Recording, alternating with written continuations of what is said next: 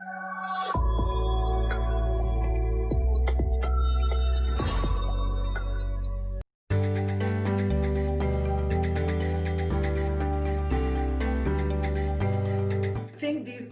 I always believe that every crisis throws up opportunities.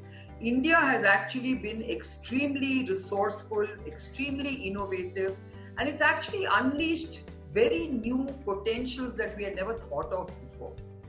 And I think this is the time for India to reinvent itself as a much more confident, robust, and innovative economy than we were in the past. So I, for one, believe very strongly in the power of technology. I think we must use digital technologies in every which way possible, whether it is in the financial sector, whether it is in the industry sector, whether it is in the research and science sector, and in whether it is in the regulatory sector. I think the digital platforms can give us huge regulatory reforms if we want to. So if you look at it, not many reforms we want from the government. Slash the GST, reduce the tax rate as we are moving ahead, remove the irritants by shifting from compliance mode to facilitators mode, and for this, remove these irritants small into the whole cycle to shift to the Make in India.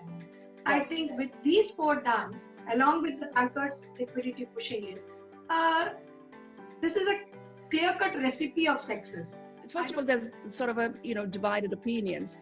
A lot of us who have been looking at the oil markets for a long time know very well we have seen shale down on its knees and just bounce back up, right? So there's a school of thought that it will rise like the phoenix from ashes once again. And then there's others who think that this time the body blow to shale is just so tremendous that it's not going to come back up.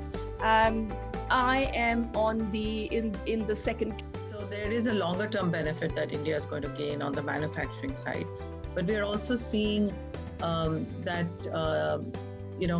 companies around the world are also trying to become more local in their own home countries. So even in US, they're trying to bring manufacturing back to the US. So there's going to be a realignment of all supply chains. Even Indian companies sometimes are importing components, and they're finding that that's proving to be quite difficult. And one reliance on one component can really disrupt your entire supply chain and your entire manufacturing. So they're going to also try and put some more manufacturing in India. So every country is going to add more manufacturing capacity as a result, including India. Important thing people look at is, when I'm doing a lifetime investment, is trust and transparency. So I would like to exhort here, those are the elements which will play a very important role in decision making, not a fly-by-night price reduction. Because reduction is possible, and in the last few years prices have not gone up but costs have.